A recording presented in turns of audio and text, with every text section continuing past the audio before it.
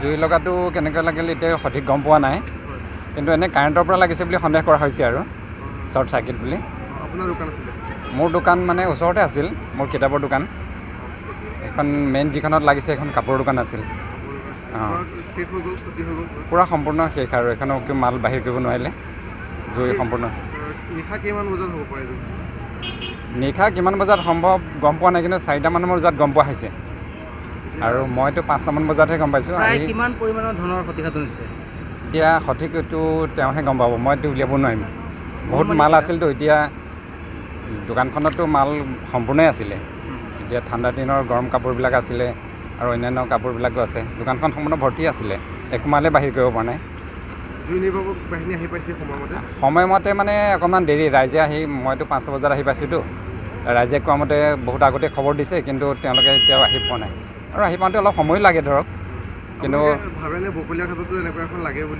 নিশ্চয় দৰকাৰ। আমাক তৎকালে মানে কিবা এটা ব্যৱস্থা কৰিব পৰাকৈ তেনেকুৱা এখন বা অগ্নি নিৰ্বাপক বাহিনীৰ ব্যৱস্থা ইয়াতো থাকিব লাগে, সেইটো বিচাৰোঁ। নিৰ্বাচনৰ প্ৰচাৰৰ আগতে হিমন্ত বিশ্ব শৰ্মাই ইয়াত ঘোষণা কৰি গৈছিলে যে বকলীয়াঘাটতো এখন দিয়া হ'ব অতি সোনকালে, কিন্তু আজিলৈকে সেয়া দেখা পোৱা যোৱা নাই। কি ক'ব এই ক্ষেত্ৰত? হয়, সেইটো অতি সোনকালে তেওঁ কাৰ্যকৰী কৰিলে আমি ৰাইজে সুখী হ'ম আৰু ৰাইজৰ সহায় হ'ব বা সুবিধা হ'ব। তেওঁ যিটো ঘোষণা কৰিলে সোনকালে ঘোষণাটো কাৰ্যকৰী কৰিলে বকলীয়াঘাটত যদি কৰে তেতিয়াহ'লে ভাল হ'ব বাচিত।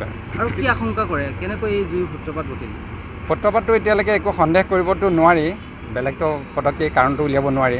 এতিয়া ধৰি লৈছোঁ কাৰেণ্টৰ পৰা হৈছে বুলি ধৰি লৈছোঁ আৰু বেলেগ সন্দেহটো নাহে এতিয়াই, এইটো তদন্তৰ পিছতহে গম পোৱা যাব আৰু।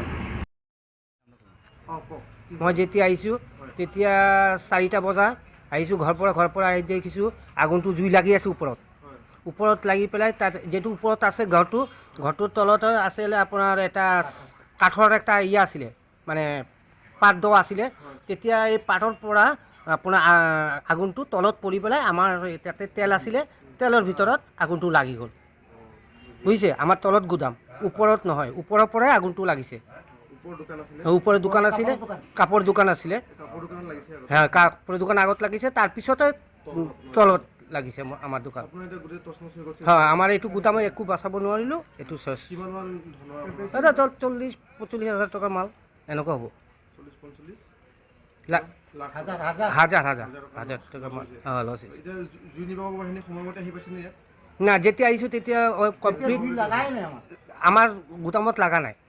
আমি আছিলোঁ 2জন, আমাৰ ভাই ককাই 2জন আছিলোঁ তো, সাহস কৰিব পৰা নাই। আমি তেতিয়া নাৰ্ভাছ হৈ গৈছোঁ, তেতিয়া আৰু ভিতৰৰ পৰা ওলাব নোৱাৰিলোঁ।